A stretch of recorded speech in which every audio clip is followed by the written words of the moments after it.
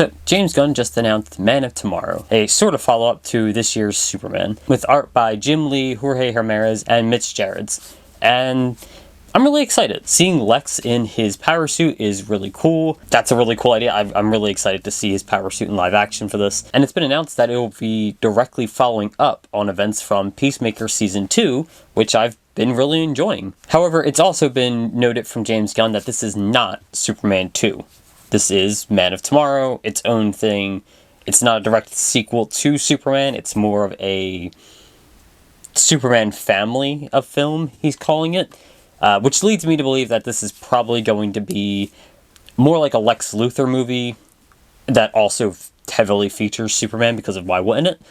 As opposed to a movie where we're following Superman. My prediction here is that we're going to follow Lex through most of this movie. I assume not in very much of a sympathetic way. I feel like it's probably going to be an unsympathetic character. You can't really just make Lex a good guy. I don't think that's going to happen. But I think we're going to follow more along with Lex through this story. And that's really interesting, because I really liked Nicholas Holt's Lex Luthor. I thought he did a fantastic job, and I'm really interested in seeing more. And also, I loved Superman, so more of it is great. Also, it's coming out July 9th, 2027. That's like 2 years from the release of Superman. That's great. We haven't had a turnaround for a sequel to a superhero movie this quick in a long time. And it's really exciting to see this happen. Not to, derail to the conversation too much, but if you look over at Marvel right now, pretty much since the end of Endgame, no new character introduced has gotten a sequel at all. The ones that immediately come to mind who've been around the longest, Shang-Chi has not had a sequel or really anything past his initial appearance. Like, we met the guy and then we haven't seen him in like 5 years. It's going to be 6 years before we see him again. Ridiculous. The same can be said for the Eternals, who had a movie, and it looks like we're just never going to see any of them again, which is odd. But even some of, characters past, we're just not seeing anymore. We saw Doctor Strange in his own movie, and, he was in the Spider-Man movie a little bit, but we saw Doctor Strange in his own movie, and that's it.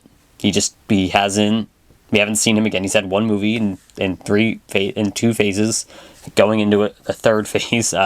We haven't seen Thor outside of Love and Thunder. We just haven't really seen a lot of these characters, and I think that's kind of what's holding the MCU down right now, is there's no attachment to any of these characters anymore, because they're just, the ones we had attachment with aren't really there, and the ones that are still there haven't shown up enough to really continue that attachment. And the new characters are just being ignored. They're being introduced, and then they're gone, and we don't see them again.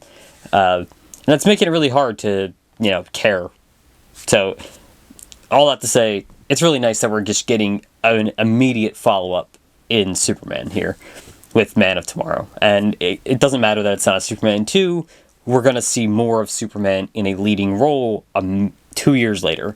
That's great. And that's really the only cast members that are, announced that we know we're going to be in the movie. I believe Lois Lane is also just Rachel Brosnahan. Lois Lane is just has been announced for the movie as well. But pretty much everyone else is just speculation. Isabella Marcet as Hawkgirl, John Cena as Peacemaker, Aaron Pierre as Jon Stewart, Jason Momoa as Lobo for some reason, and I'm sure there's others that I just am missing here. But there's a cast of people that have either commented on or made reference to the fact that they may be in the movie, and that's great. Very excited to see all these people. I'm really excited to see Aaron Pierre as Jon Stewart in the Lantern show coming up. I really like the Green Lantern, Jon Stewart, so I'm really excited to see him in that show, and I really like the Green Lanterns just in general, as a DC's mythos around them. I just really enjoy the Green Lanterns.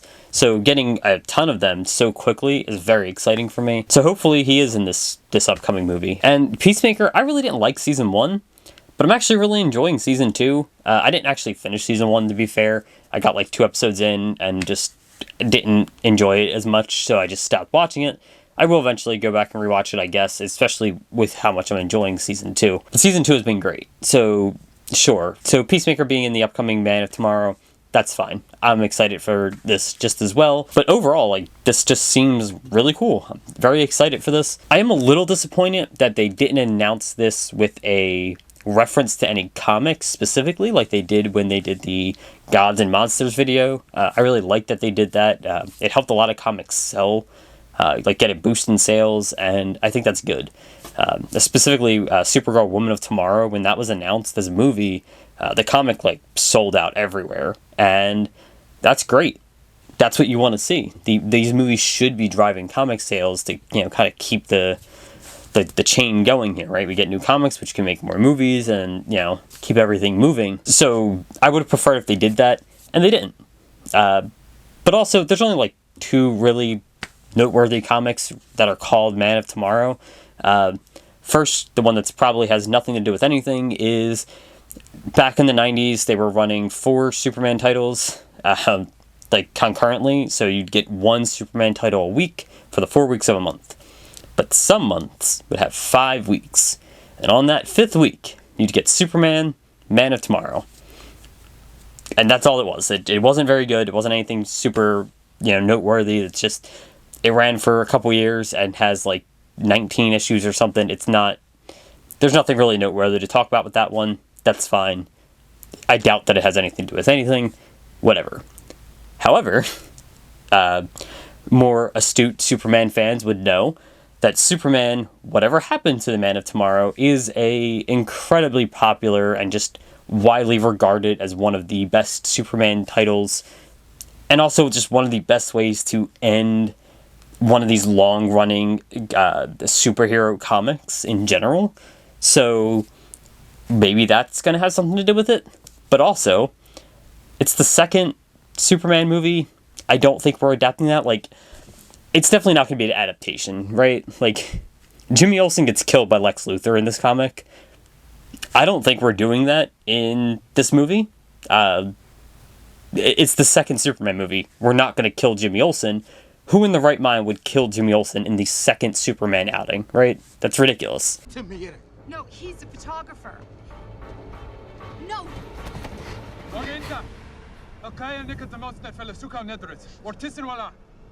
It's okay, Lois. Ilaan tun tarayan ng Akba Generalin. Ile turagat inna da kagatanna timignit.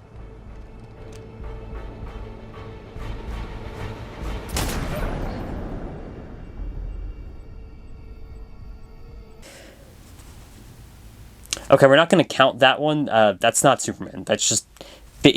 that doesn't count because that's not Jimmy Olsen. I don't care what the credits say. And also, that just isn't Superman. I don't know, that this isn't Superman, so, like, it doesn't matter. But no one's going to do that. So I don't think this comic is going to get adapted. However, when they announced Superman, they pointed to All-Star Superman. And they did not adapt All-Star Superman at all.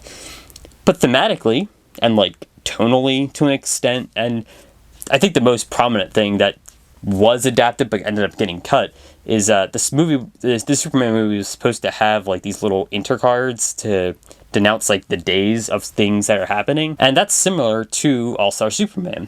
So like there's definitely a connection between the two, but it's not a clear adaptation, which I think everyone knew it wasn't going to be.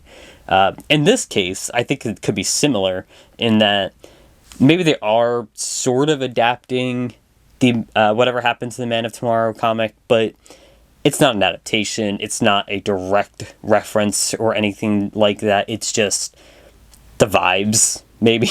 Like that, kind of like how Superman was the All-Star Superman here. It's probably just invoking that comic because of the way the movie is, but it's not going to be anything one-to-one. And that's fine. But also, I think more realistically, they didn't reveal a comic with this because it's just not based on or near anything else. It's just its own thing. There isn't a comic to point you to that's going to be relevant enough that they felt to reveal. And this is just my personal theory, they didn't reveal any more information than they did because the movie's still 2 years away and, you know, they don't want to reveal a ton yet. And the only reason they announced this movie is because of Peacemaker. James Gunn has said specifically that Peacemaker Season 2 will lead directly into the new Superman, the new Man of Tomorrow. With where we're at in Peacemaker, I believe we're on episode 3 at the time of recording, and I think the reviewers only got like episode 4 or 5, and then they stopped. Like, they didn't give them anything past that because of how drastic the change is, because of something drastic that happens. I think that when we get to that point, when that drastic thing happens, that's going to be that's going to tie so directly into what's happening in the new movie that they had to announce the movie. They announced it a few weeks early just to, give it, breathing room from Peacemaker, like from what's happening. That way it's known. But I think they had to announce Man of Tomorrow with the way Peacemaker's going.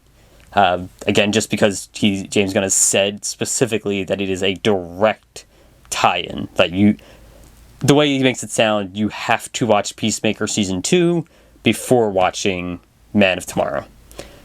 And that's fine, because Peacemaker Season 2 is great. Like I said, I'm loving this, and I did not really like Peacemaker Season 1. To be fair, I did not finish it, but regardless, if you did not enjoy Season 1, I do still recommend going and watching Season 2. I haven't been lost by anything. Nothing is, catching me off guard. I get the gist. It's pretty quick to pick up. You'll be fine. You don't need to see Season 1. It obviously would be beneficial, but you don't need it. But Season 2 has been great. If Peacemaker's character in the beginning of Season 1 was grating on you the way it was on me and just made you not want to watch it, I'd say skip Season 1, just jump into Season 2, you're fine, and it's good, and he's a lot better. And now it's actually good. Like, I'm actually enjoying the series. Again, only 3 episodes in, but I'm loving what we're seeing so far. But I think it's going to tie so directly into Man of Tomorrow that they had to announce it this early. It's nice to see it. There's just kind of a direct line of what is going on, but we're also getting these like kind of outreached stories. Things like Swamp Thing will come eventually, I guess. Both Clayface and Supergirl coming next year. Lantern's coming next year. Hopefully a Season 2 of Creature Commandos is sooner rather than later. But it's sounding like while Superman is kind of the direct, like what is going to happen, everything else is kind of tangential and will kind of connect in as we go. And that's fine. That's working right now. I'm liking it. Keep it up. All good. Anyway, thanks for watching. Really excited for Man of Tomorrow. Cannot wait. But we're probably not going to get any more information for a while. So it is what it is. But it is very exciting that we're getting a sort of sequel in just 2 years. And love me some Superman, so I'm very excited to get more. Anyway, thanks for watching. Bye.